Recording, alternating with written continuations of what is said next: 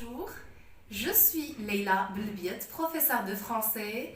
Merci de me rejoindre pour cette nouvelle vidéo où on va continuer dans le cadre des erreurs les plus fréquentes dans les classes de français. Donc, si vous vous rappelez bien, on a dit qu'on va faire un classement des erreurs chez l'élève marocain et puis on a dit qu'on va commencer par les erreurs de syntaxe et plus précisément par les erreurs commises au niveau du verbe. Donc, si vous vous rappelez bien, dans la vidéo précédente, on a parlé du verbe pronominal. Et on a fait la remarque que la majorité des élèves commettent des erreurs au niveau du verbe pronominal. D'accord ? Dans la mesure où, quand il conjugue le verbe pronominal, il oublie de changer le pronom personnel réfléchi aussi. Donc, on a donné l'exemple de « je s'arrête ». Cette leçon, on l'a expliqué. Aujourd'hui, on continue dans le cadre des erreurs commises au niveau du verbe. Après les verbes pronominaux, aujourd'hui, nous allons parler des erreurs commises au niveau du verbe être et du verbe avoir. Avant de vous donner les phrases que je vous ai proposées ici, à titre d'exemple, on va parler d'abord du verbe être. Le verbe être est un verbe d'état. Vous voyez, il définit un état ou une caractéristique. Je vous donne un exemple. Vous voulez faire la description d'une personne. Vous voulez dresser le portrait psychologique ou le portrait moral. Donc, vous employez le verbe être. Exemple, elle est gentille, il est sympathique, il est chaleureux, elle est antipathique, etc. Ou bien parler d'une caractéristique. Par exemple, cette maison est grande, cette voiture est belle, vous voyez? Donc, pour caractériser l'objet, la personne, le lieu ou l'animal que vous voulez décrire. Ça sert aussi, donc le verbe être sert aussi à localiser. Par exemple, quelqu'un qui se demande où se trouve la place telle, vous lui dites, par exemple, notre collège est à côté par exemple, d'un centre hospitalier, vous voyez? Ou bien, ça sert aussi à tirer son origine. Exemple, je suis marocaine. Je suis marocaine. Le verbe être aussi sert à définir un moment de la journée. Quelle heure est-il? Il est midi. Il est 16 h du matin. Par exemple, il est 1 h du soir. Vous voyez? Alors là, en ce qui concerne le verbe être, le verbe avoir, c'est un verbe d'action. Vous voyez? C'est le verbe le plus utilisé. Vous voyez? Par exemple, vous voulez faire la description physique d'une personne, donc vous utilisez le verbe avoir. Exemple, il a la taille moyenne, il a les cheveux noirs, les yeux noirs, il a le nez aquilin, il a le teint bronzé, etc. Vous voyez? Ou la possession, par exemple, quel âge avez-vous? J'ai 15 ans, j'ai 30 ans, j'ai 40 ans. La possession aussi, quand vous dites par exemple, j'ai une belle maison, je possède une belle maison. Vous dites par exemple, j'ai des sous, vous voyez? Par exemple, j'ai des bouquins, la possession. Ça veut dire que vous possédez la chose. Voilà. Regardez les phrases que je vous ai écrites ici au tableau. Regardez la première phrase. Je suis faim. D'accord? J'ai malade. Je peur. Je suis mal à la tête. Vous voyez? Donc, regardez la première phrase. Je suis faim. Je suis faim. La faim. Donc, quand on a faim, on cherche quoi manger. Quand on a soif, on cherche quoi boire. Vous voyez? Alors ici, l'élève a commis une erreur au niveau du choix du verbe. Vous voyez? Donc, au lieu de dire être faim, il faut dire avoir faim. La réponse, la correction, c'est j'ai faim. J'ai faim. J'ai soif. Passons à la deuxième phrase. Regardez ici, J'ai malade. J'ai malade. Alors là aussi, l'élève a fait un mauvais choix du verbe. Au lieu de dire je suis malade, donc tout à l'heure on a dit que le verbe d'état, le verbe être, est un verbe qui définit l'état. Vous voyez? Donc ici, il faut dire plutôt je suis malade. Je suis malade. Voyez? Regardez, avant de corriger la troisième phrase, regardez la dernière phrase aussi, ça rejoint les deux premiers exemples. Vous avez suivante. Regardez, je peur. Je vais laisser cette phrase et passer à la quatrième. Après, on y revient. Regardez, je suis, puisque cette dernière phrase rejoint les deux premières phrases. Alors, regardez. Je suis mal à la tête. Alors là aussi, il y a une erreur au niveau du choix du verbe. Donc, au lieu de dire être mal, il faut dire avoir mal. Alors là, la correction, c'est j'ai mal à la tête. Vous voyez? J'ai mal à la tête, j'ai mal à l'estomac, j'ai mal au dos. Vous voyez? Avoir mal. Il y a une autre expression où on dit avoir du mal. Par exemple, cette leçon est un peu difficile. J'ai du mal à la comprendre. Vous voyez? Là, on parle de avoir du mal à. Et là, on parle de avoir mal à. Revenons à la phrase numéro 3. Je peur. Donc, la peur. La peur, c'est aussi un sentiment. Exemple, j'ai peur des chiens. D'accord? J'ai peur des hauteurs. J'ai peur des insectes. Vous voyez? Alors, si vous avez bien remarqué ici, l'élève a oublié le verbe.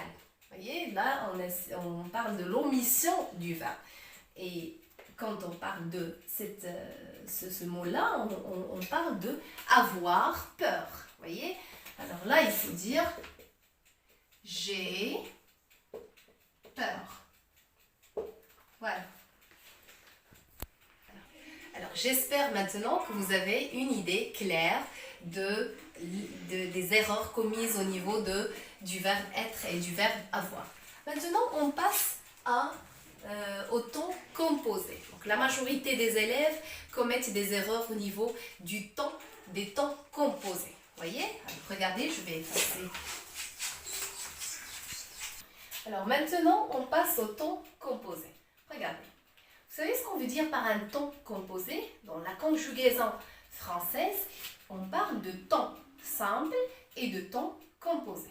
Pour mieux vous expliquer la différence entre les deux, je vais vous donner un exemple. Plutôt deux exemples. Regardez. Le verbe parler.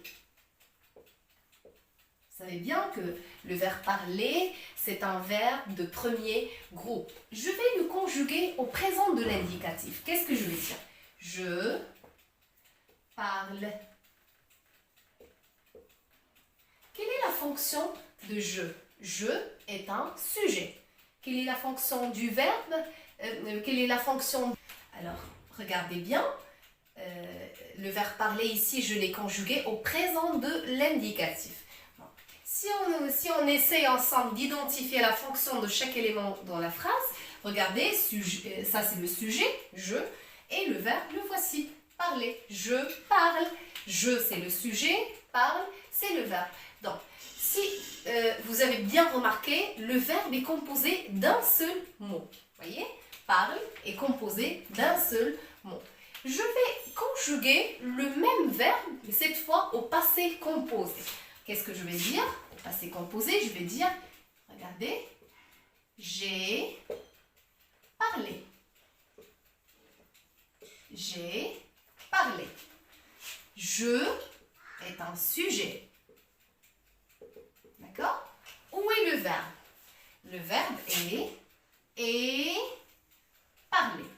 Et parler. Donc, remarquez bien que le verbe est composé de combien de mots? Il est composé de deux mots. Composé d'un auxiliaire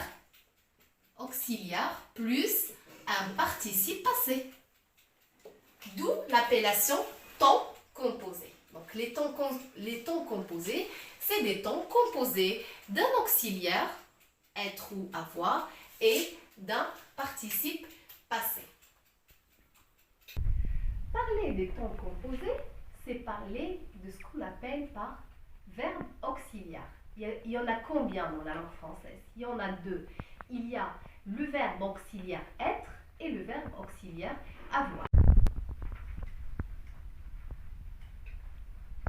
Prenons le premier exemple, la première phrase. J'ai parti. Regardez bien. Si vous identifiez la fonction de chaque élément, regardez, là c'est le sujet et là c'est le verbe. Et remarquez que le verbe est composé de deux éléments, l'auxiliaire et le participe passé. C'est bien. Où est l'erreur dans cette phrase?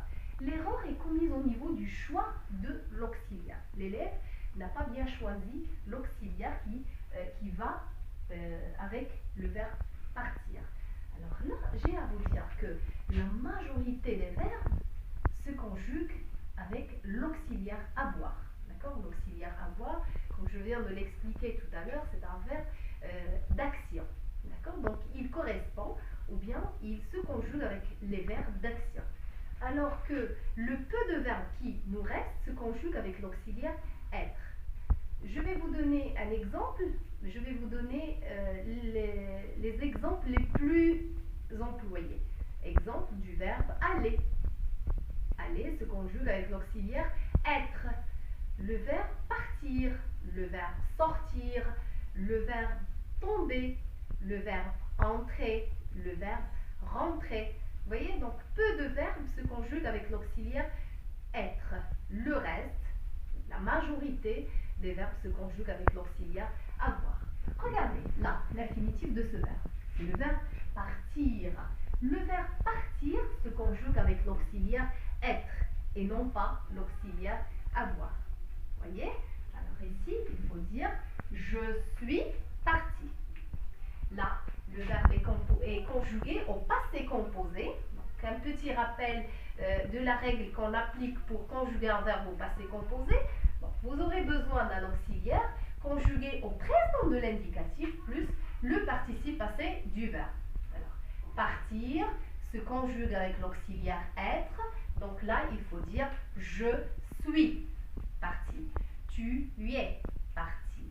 Il est parti. Nous sommes partis. Vous êtes partis. Ils ou elles sont partis. Dans cette deuxième phrase, j'ai entré. Donc, la même chose ici, le verbe entrer se conjugue avec l'auxiliaire être et non pas l'auxiliaire avoir. Alors là, il faut dire je suis entré. Je suis entré. Je suis entré. Vous voyez? Passons maintenant aux erreurs commises au niveau des verbes transitifs et des verbes intransitifs. Quelle est la différence entre un verbe transitif et un verbe intransitif?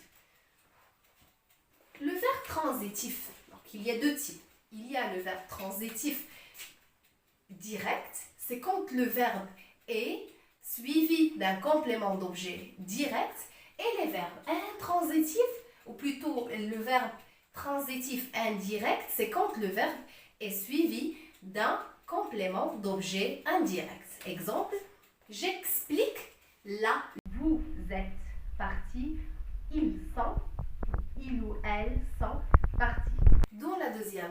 Dans cette deuxième phrase, j'ai entré. Donc, la même chose ici, le verbe entrer se conjugue avec l'auxiliaire être et non pas l'auxiliaire avoir. Alors là, il faut dire je suis entré. Je suis entré. Je suis entré. Vous voyez? Passons maintenant aux erreurs commises au niveau des verbes transitifs et des verbes intransitifs. Quelle est la différence entre un verbe transitif et un verbe intransitif? Le verbe transitif, donc il y a deux types. Il y a le verbe transitif direct, c'est quand le verbe est suivi d'un complément d'objet direct, et les verbes intransitifs, ou plutôt le verbe transitif indirect, c'est quand le verbe est suivi d'un complément d'objet indirect. Exemple, j'explique la leçon. Je, sujet, explique, c'est le verbe. La leçon, c'est un verbe transitif direct. Exemple d'un verbe transitif indirect, j'explique à mes élèves. J'explique à mes élèves. Donc, je, c'est un sujet, explique, c'est le verbe, à mes élèves, c'est le complément d'objet indirect. J'explique la leçon. Je est un sujet, explique est un verbe, bien sûr, verbe transitif, et la leçon est un complément d'objet direct. Voyez? J'explique, un autre exemple d'un verbe transitif indirect cette fois, j'explique la leçon à mes élèves. Je, c'est un sujet, explique est un verbe, à mes élèves, c'est un complément d'objet indirect. Alors là, le verbe expliquer est un verbe transitif indirect. La première phrase, il n'écoute pas à ses parents. Il n'écoute pas à ses parents. Alors, écouter quelqu'un. D'accord? On ne dit pas écouter à quelqu'un. La correction est il n'écoute pas. Le verbe écouter est un verbe transitif mais direct. Il n'écoute pas ses parents. Complément d'objet direct. La deuxième phrase.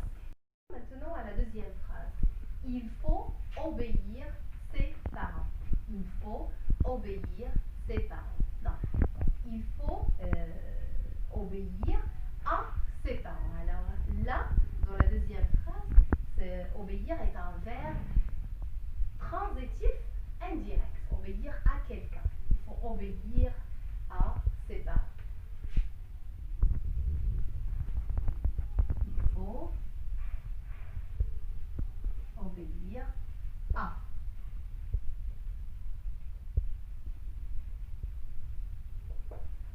La dernière phrase, je frappe la porte. La plupart des élèves disent je frappe la porte. Non, c'est faux. Il faut dire je frappe à la porte. Frapper à la porte. Je frappe à. Je frappe à la porte. Les élèves commettent des erreurs aussi au niveau de la concordance des temps. Un point qui est très très important. Donc, regardez, exemple, j'ai vu un homme qui s'approche. J'ai vu un homme qui s'approche. La deuxième phrase, il a frappé et entre. Il a frappé et entre. Regardez, quand vous voulez raconter un événement, donc vous choisissez le moment où se réalise cet événement.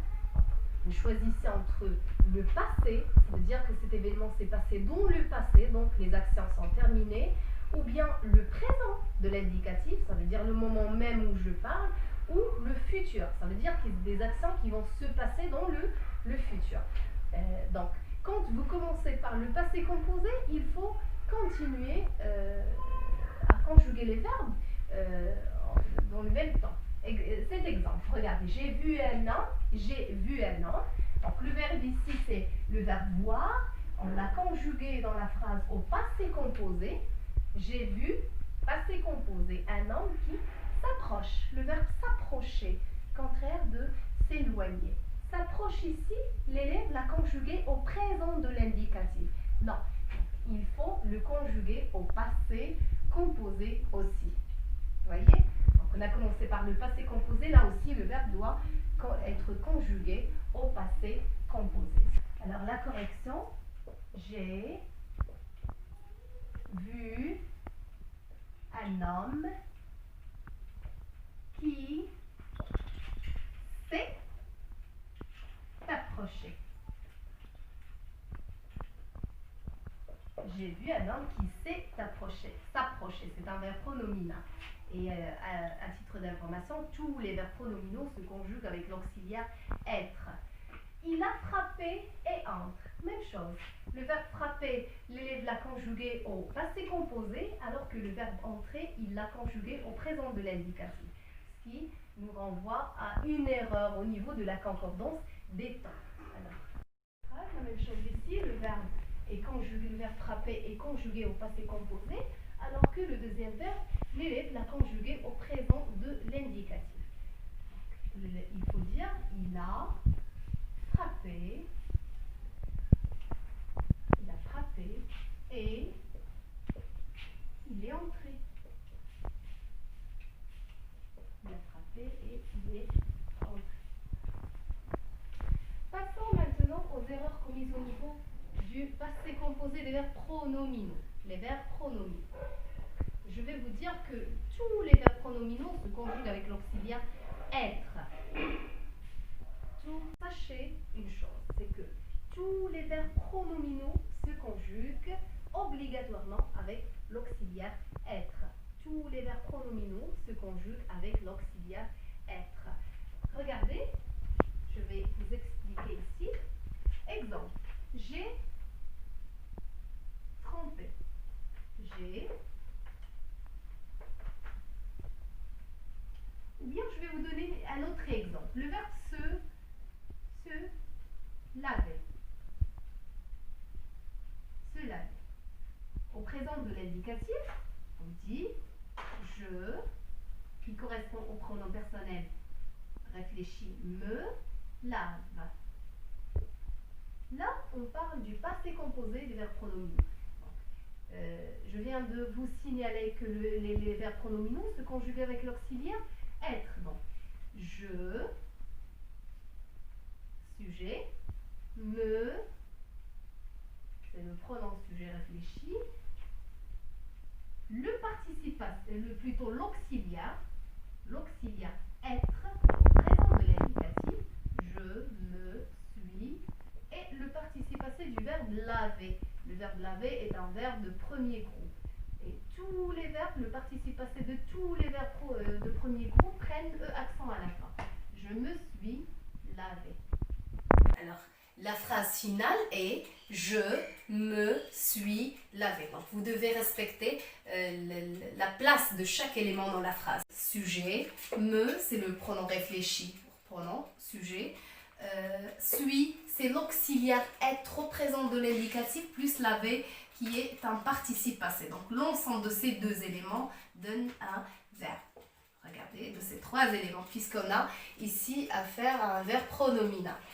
Regardez, maintenant, on corrige la phrase « J'ai trompé ». J'ai trompé. Alors là, il faut dire « je ». C'est le verbe « se tromper ». C'est un verbe pronominal. Je me suis trompé. Par exemple, j'interpelle une personne que je prends pour une autre personne, alors je demande pardon et je lui dis excusez-moi monsieur, je me suis trompée de personne. Je vous ai pris pour une autre personne. La deuxième phrase, je m'ai lavé les mains. Je m'ai lavé les mains. Regardez l'erreur ici, c'est que l'élève a conjugué ce verbe pronominal avec l'auxiliaire avoir, chose qui est une erreur, je vais dire. Donc, je me suis lavé. Je me suis lavé. On ne dit pas mes mains, mais il faut dire les mains. Je me suis lavé les mains. Ou bien, on peut dire, donc, si vous voulez garder le pronom, ou plutôt l'adjectif possessif, mais il faut dire j'ai lavé. Laver qui est un verbe qui n'est pas pronominal. J'ai lavé mes mains. J'ai lavé mes mains. Vous voyez? Donc là, c'est la phrase finale. On passe au verbe impersonnel. Exemple, le verbe falloir. Falloir se conjugue avec le pronom il. D'accord? Quand je dis il faut travailler, donc je ne désigne personne, je m'adresse à tout le monde, donc tout le monde est concerné par ce message. Donc, on ne dit pas elle, mais on dit il faut. Il faut. Il faut travailler. Le verbe falloir, ce n'est pas un verbe qui se conjugue avec je, tu, le il personnel, nous, vous et le il avec S. Non. Passons maintenant au collectif. L'accord des collectifs. Exemple, tout le monde sont là. Quand je dis tout le monde, ça veut dire, donc ça intègre plusieurs personnes, on parle de plusieurs personnes. Mais au niveau de l'accord, là, le nom, c'est un nom collectif, voyez? Donc, le verbe, ici, est. Tout le monde est là, même s'il s'agit d'un nom collectif. Donc, la correction est tout le monde est là. Pareil pour la deuxième phrase. Toute la famille sont là. La famille est un nom collectif. Quand je dis la famille, alors ici je parle du père, de la mère, du grand-père, de la grand-mère, de l'oncle aussi. Donc toute la famille, la même chose. Alors là, il s'agit d'un nom collectif, donc le verbe être doit être conjugué à la troisième personne de singulier. Donc, et toute la famille est là. Toute la famille est là. Voyez? Omission du verbe être. La plupart des élèves oublient le verbe. Par exemple, ici, le ciel bleu. Non, il faut dire le ciel est. Le verbe être est bleu. Quand vous demandez à quelqu'un que fait votre père ou que fait ton père comme métier, il vous dit mon père professeur, mon père infirmier, mon père médecin. Et où est le verbe? Donc, là, il faut faire attention. Donc, vous avez sujet, verbe, complément. Donc, mon père est professeur. Mon père est professeur. Voilà. Donc, je vous remercie et j'espère que je vous ai donné une idée des erreurs les plus fréquentes dans les classes de français. Et puis voilà, on se revoit avec une nouvelle vidéo et avec d'autres erreurs commises. Donc là, c'est des erreurs de syntaxe. Prochainement, nous allons traiter d'autres erreurs d'autre nature. Merci.